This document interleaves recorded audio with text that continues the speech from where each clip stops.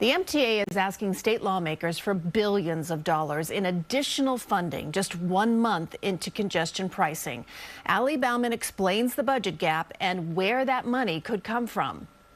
The MTA is actually the most efficient transit organization in the United States based on the cost per rider and the subsidy per rider. MTA Chair Janno Lieber making the case in Albany Thursday to keep the MTA rolling with its $68 billion capital plan for the next 5 years, about half of which still needs to be funded.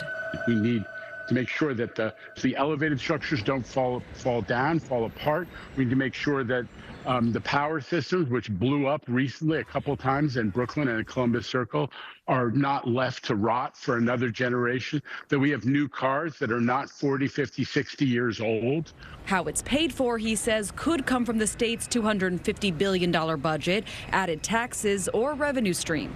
What about congestion pricing, you may be asking yourself? It's projected to raise $15 billion, but that's going to projects from the MTA's previous capital plan. It makes sense to me because it's so heavily used and there are things that go wrong. I mean, to me, it's pretty miraculous how well it does work. They don't need too much money. What they need is do the right job.